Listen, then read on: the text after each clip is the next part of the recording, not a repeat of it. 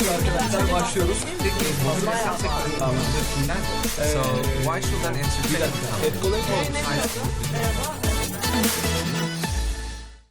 Merhabalar, dijital bakış çekimlerimize bildiğiniz gibi bir süredir evlerimizden devam ediyoruz. Bugün aslında uzun süredir partner olarak çalıştığımız Dimes markamızın Ezgi ile birlikte aslında bir projenin fikir aşamasından ödül aşamasına gelene kadar ki süreci birazcık konuşacağız.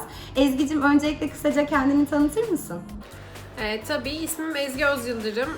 Dimes ana markasının içinde aslında sizin de bildiğiniz gibi Dimes, Dimes Club, Dimes Türkiye, Obsesso gibi alt markalara hizmet veren bir dijital ekibimiz var. Ben de dijital iletişim müdürü olarak çalışıyorum.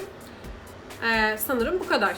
Ben de kısaca kendimden bahsedeyim. Etkoloni ailesinde aslında partnership satış ekiplerini lead ediyorum. Bu anlamda LinkedIn ve Spotify Türkiye özelinde bizler destek oluyoruz. Adım Dila. Birazcık da aslında konunun detayına girmeye başlarsak, bu tarz ödül alan projeleri yapma kararı nasıl çıkıyor aslında birazcık bunu konuşmak istiyoruz.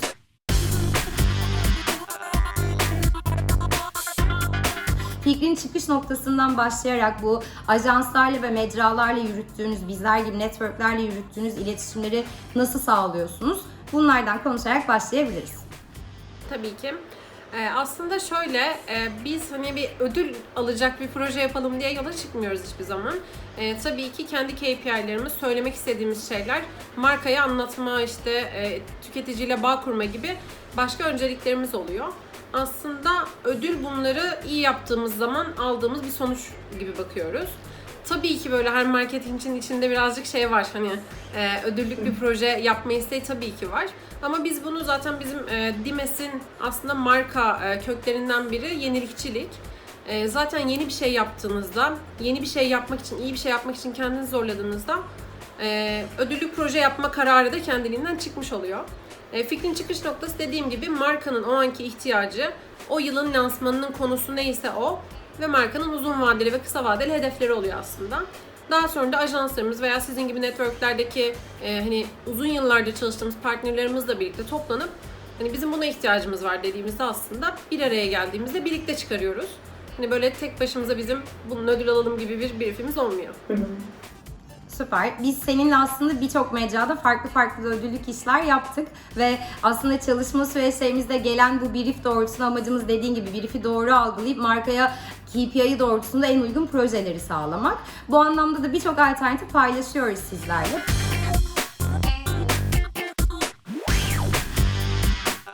Peki bu mesela Etkoloni'den bizden gelen örnekler arasındaki, projeler arasındaki aslında son nihai karar, bu projeyi yapalım kararını alırken nelere dikkat ediyorsunuz?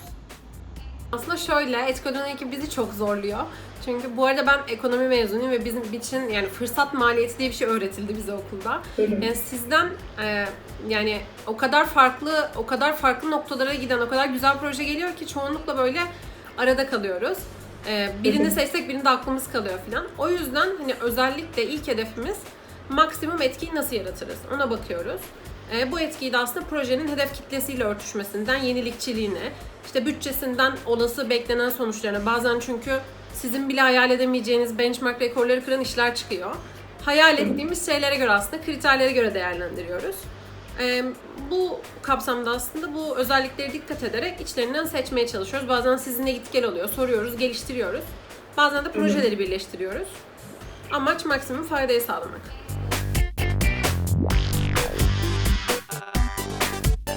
Peki aslında bugüne kadar yaptığımız o birçok ödül aldığımız işlerimiz var. Farklı projelerimiz var. Sen bu projelerin bu kadar başarılı olmasını aslında bir marketingçi gözünden neye bağlıyorsun? Yani biz sence neleri birlikte doğru yaptık da bu başarıları elde ediyoruz?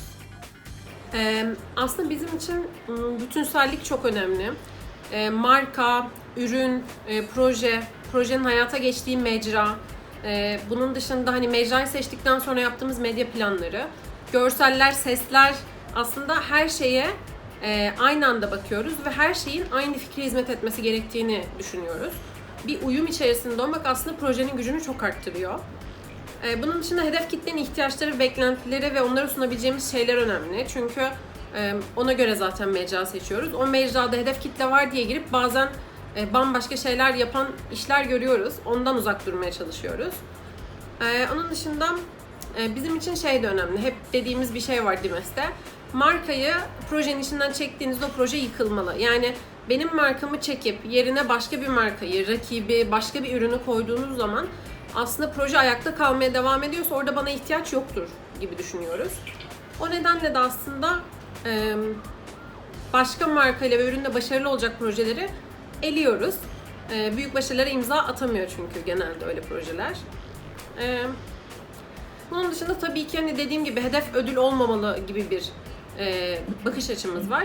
İşi doğru yapınca zaten hani o da geliyor. İşin komple tüm yansımalarının toplamı aslında güzel bir nokta.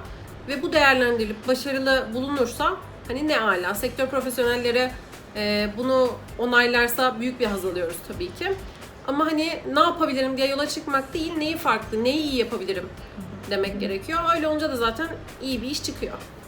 Kesinlikle. Günün sonunda aslında en çok sizin içinize sinmesi, markayla o işin doğru bir şekilde birlikteliğinin sağlanması ve oturması, ödül sonrasında bir şekilde geliyor zaten iyi bir iş çıkarıldığında. Peki ödül konuşmuşken aslında birazcık da aldığımız ödüller üzerinden geçelim.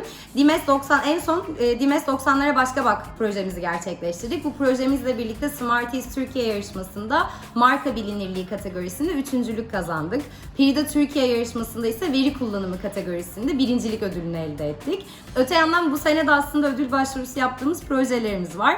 Burada Obseso ile birlikte hem Smarties Türkiye'de hem de IMEA yarışmalarında veri analizi, işte mobil ses ve görüntü, Covid kategorisi gibi aslında farklı kategorilerde aktif olarak ödül başvurularımız bulunuyor. Umarım bol ödüllü bir sene daha geçireceğiz birlikte. Şimdi umarım. Şimdi bundan yola çıkarak beraber bu kadar da ödül kazanmışken sence ödüllük iş dediğimiz aslında en temelde markandan da bağımsız bakarsan ödüllük iş dediğimiz ne?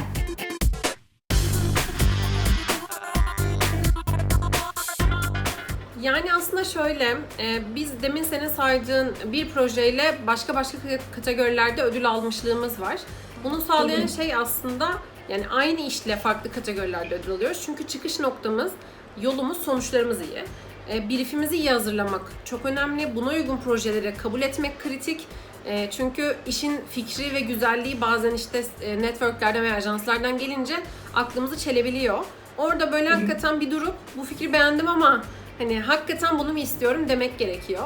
Dediğim gibi hani bütünsellik yoksa, marka ile örtüşmüyorsa hani başarı şansı da olmuyor. Hani ne alaka derler, kalırsınız öyle gibi bir durum söz konusu. Bunun dışında tabii ki iyi bir proje yaptık diyelim. Bunun sonuçlarını ölçmek önemli. Yani ormanda devrilen ağaç metaforu gibi, yani bir proje yaptık ama hani kimsenin haberi yok. Hiçbir sonucu yok, hiçbir yerde bir veriye rastlanamıyor. Bu da çok anlamlı olmuyor. O yüzden hani ölçülebilir kanallar, farklı ölçüm teknikleri kritik.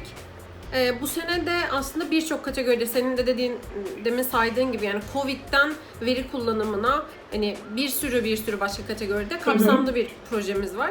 Bir projenin ne kadar bütünselliği, örgüsü ne kadar sağlamsa aslında o kadar da fırsatımız oluyor diyebilirim. Dimes, çocukluğunu ve gençliğini 90'larda yaşayanlara o güzel günleri hatırlatmak, klasik kahverengi şişeleriyle sahiplendiği 90'lar ruhunu yeniden yaşatmak için müzik denilince akla gelen ilk platform olan Spotify ile güçlerini birleştirdi. 90'lara başka bak diyen Dimes ve Spotify işbirliği sonucunda bir mikrosite oluşturuldu.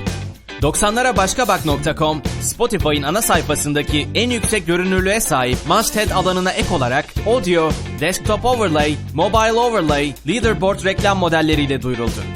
Spotify API teknolojisiyle geçmiş müzik dinleme verileri analiz edilen kullanıcılara 90'ların popüler şarkılarına ne kadar hakim olduklarını ölçme fırsatı verildi. Abone, Efsane ve Karışık Kaset isimli 3 çalma listesi oluşturuldu.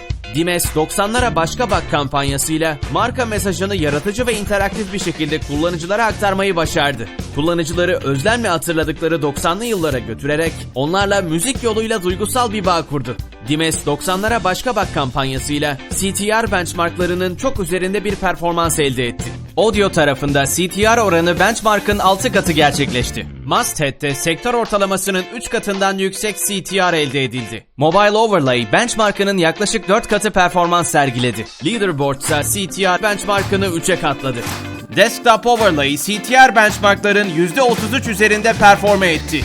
Reklamlar toplamda 8,5 milyonun üzerinde görüntülenme ve 100 binin üzerinde tıklanma elde ederken Dimes çalma listeleri 7500'den fazla kullanıcı tarafından takip edildi.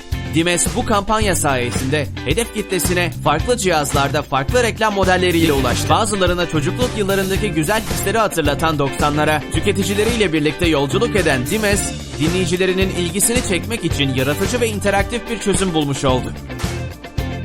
Süper.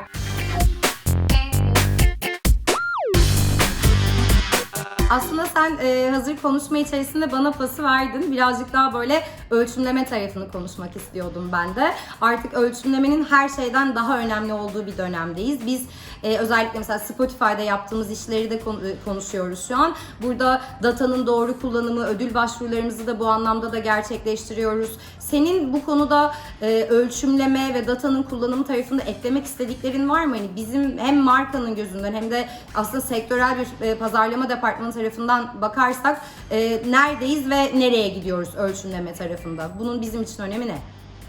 Aslında şöyle yani impression, CTR, engagement falan hani buralardan bahsetmeyeyim artık. Biraz daha farklı bir şeyler söyleyelim. Ben hani markam adına diyebilirim ki hani bizi daha iyi anlayın diye. Bizim için çok önemli bir metrik var. O da sentiment. Biz bir işin başarısını aslında sayısal değerlerle ölçtüğümüz kadar projenin oluşturduğu hissi hani böyle o projenin hedef kitledeki gerçek yansımasını ölçmeyi hedefliyoruz.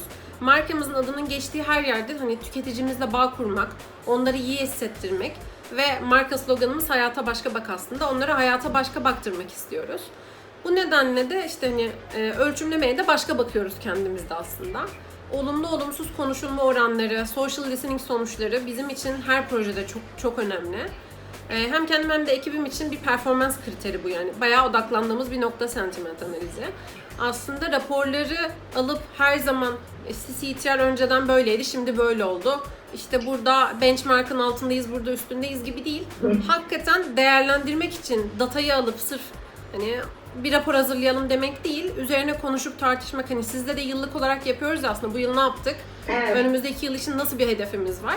Aslında hakikaten deyip içine girip hani işin içine girip gerçekten markanın hedefleriyle ne kadar örtüşüyor ve ne kadar iyi analizler, ne kadar iyi sonuçlar çıkarabiliriz demek gerekiyor. Bazen mecralarla da şunu yaşıyoruz o yüzden. Hani biz böyle bir metriği ölçmüyoruz aslında. Hiç de sorun olmamıştı. Biz bir bakalım falan diyorlar. Yani bunu Google'dan Facebook'a bir sürü sosyal medya kanalında da yaşıyoruz. Bir şey soruyoruz diyorlar ki hani böyle bir şey yok. Aslında gerçekten neyi ölçtünüz, neden ölçtünüz önemli o yüzden de. Burada keseyim. Galiba daha fazla söyleyecek bir şeyim yok. Süper. Peki aslında birazcık daha dünden bugüneyi de konuşmaya başladık. Hani daha önceki senelerde beklentilerimiz nelerdi? Senin dediğin gibi biz aslında sıkı da bir partner olarak çalıştığımız için her sene sonu oturup bir neler yaptık, ne sonuçlar elde ettik, seneye bizleri neler bekliyor birazcık bunları konuşuyoruz.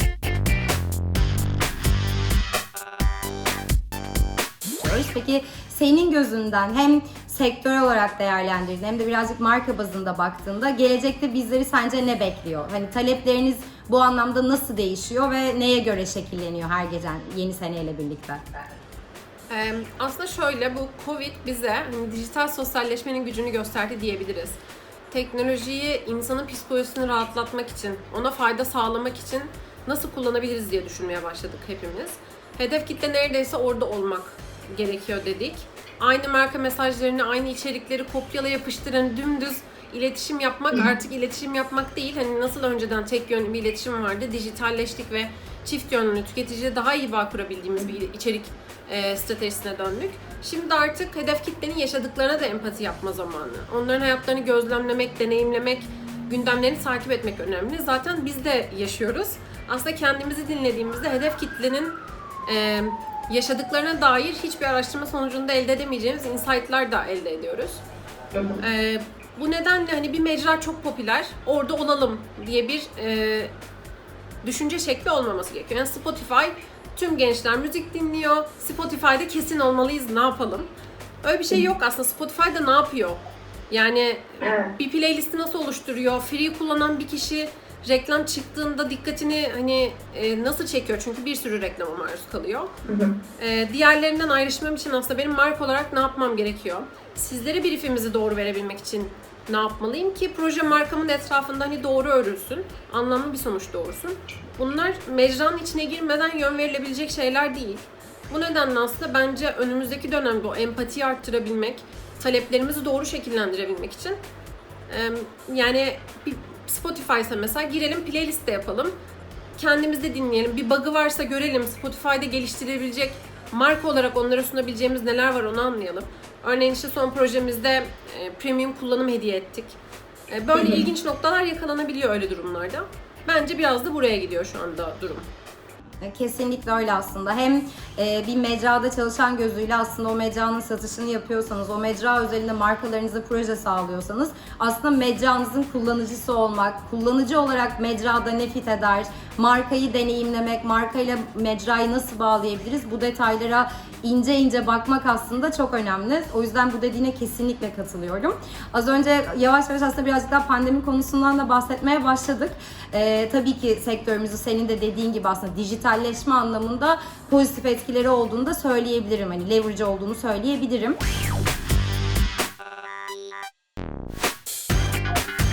Peki genel olarak aslında sence sektörü nasıl etkiledi? Devam eden bir süreç var ve etkilemeye de devam edecek gibi görüyoruz. Senin ilerisi için öngörülerin ne ve tabii ki aslında empati kurmak ve insan olmak, marka bile olsak insan olmayı konuşuyoruz. Bu anlamda senin markalara, profesyonellere, bu sektöre yeni giren tavsiyelerin neler?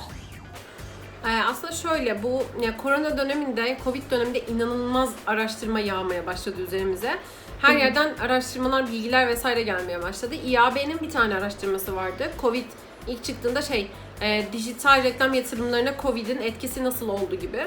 Oradan sonra profesyonellerin beklentisi %55-60'lık gibi bir bütçe kaybı, bütçe düşüşü vardı. Biz de tabii önce şok olduk marka olarak. Yani bu herhangi birinin planlayabileceği 3 yıllık, 5 yıllık planlardan bir gün başımıza böyle bir şey gelir diyebileceğimiz şeyler değil. Ama sonra bir şekilde şoku atlattık, kollarımızı sıvadık. Dijital bütçemizi bu dönemde 2 katına çıkarttık biz. Ve aslında ekibimizde muazzam projelere imza attık. Sizlerle de çok güzel işler yaptık. Şimdi gerçekleşen rakamlar üzerinden yeni bir araştırma yapıyor İAB. Ben de onun sonuçlarını aslında merakla bekliyorum. Çünkü biz o kadar kaosun içindeydik ki genel trend nasıl oldu onu gözlemleyemedim bu dönemki hani yoğunluklardan dolayı.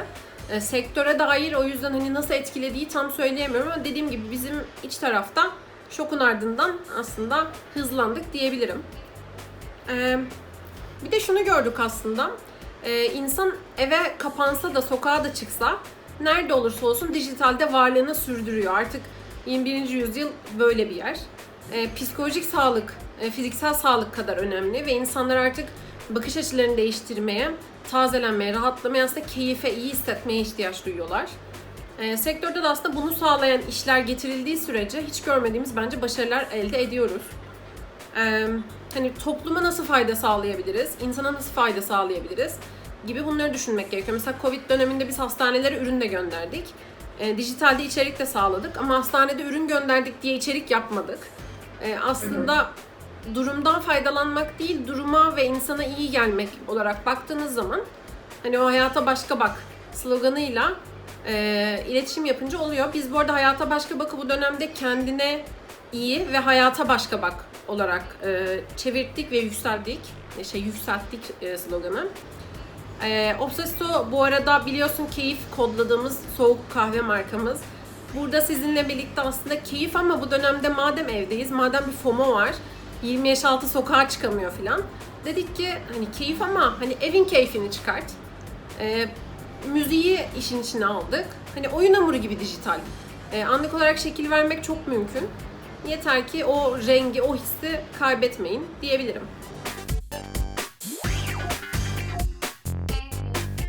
Evlerde daha fazla vakit geçirmeye başladığımız pandemi döneminde müzik severlerle bağ kurmak için Spotify'da keyifli bir kampanya yaptık.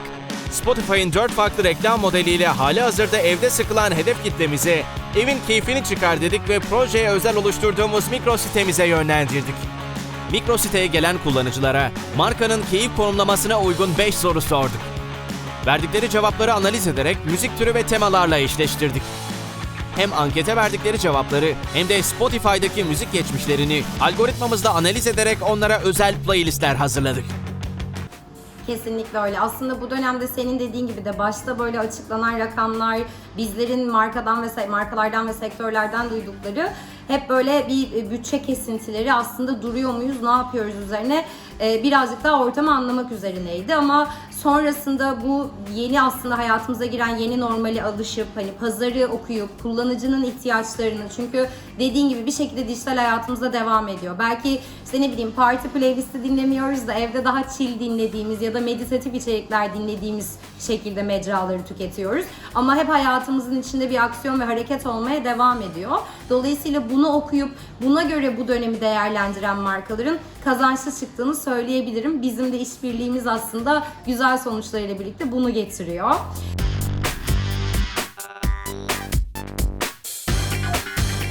Uzun süredir aslında sektördesin Ezgi. Hep de başarılı işler yapıyoruz. Bizim aslında ilk Spotify ile başlamadı hikayemiz. Daha önce Foursquare'da da yaptığımız güzel işbirliklerimiz vardı.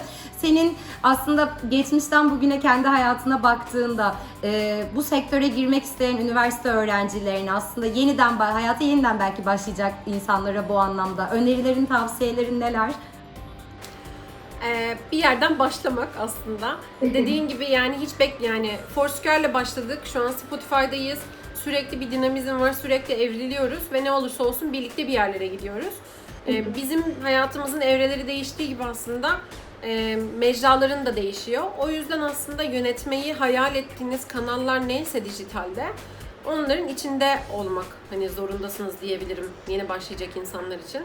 Mantığı ve psikolojiyi anlamak çok önemli. Bu nedenle bol bol okumak, işte araştırma yapmak, iyi kötü tüm fikirleri aslında toplamak, sindirmek ve aslında onları güçlendirerek bir şeyler yapmak mümkün. Bu yüzden de fikren açıklık dijitalde çok önemli. Yani sabit fikirli kesinlikle olmamalısınız. Açık zihin en önemlisi diyebilirim. Kesinlikle öyle. Hani ben de geçmişten bugüne kendimi değerlendirdiğimde senin dediğin gibi aslında o çok fazla okumak, araştırmak, sürekli aslında kendini güncel tutmak, o belki bir tık kaba tabirle kulağının kesik olması bir şeylere, sürekli her şey açık olmak ve update olmak bu anlamda. Özellikle dijital sektöre giriyorsanız çok önemli. Çünkü saniyede bir şeyler değişiyor. İşte telefonlar güncelleniyor, bilgisayarlar güncelleniyor. Bambaşka sabahları application'lara uyanıyoruz. O yüzden kendini güncel tutmak çok önemli. Ezgi, çok teşekkür ederim katıldığın için. Seninle dediğim gibi çok uzun süredir bir işbirliğimiz var ve umarım bu sene de birçok başvurumuz var. Gene çok ödüllü bir senemiz olacak bizim için. Eklemek istediğin bir konu var mı? Daha üzerine konuşmak istediğin? Sanırım yok. Zaten aslında bayağı geçmişten günümüze neler yaparızdan da çıkarak bir sürü şey konuştuk. Umarım faydalı olur. Umarım izleyenlere bir şey katabilmişizdir. Bir anlam yükleyebilmişizdir. Teşekkür ederim tüm sorular için, vaktiniz için. Biz teşekkür ederiz katıldığın için. Videomuzu beğenmeyi ve aslında Dijital Box kanalımızı takip etmeyi unutmayın.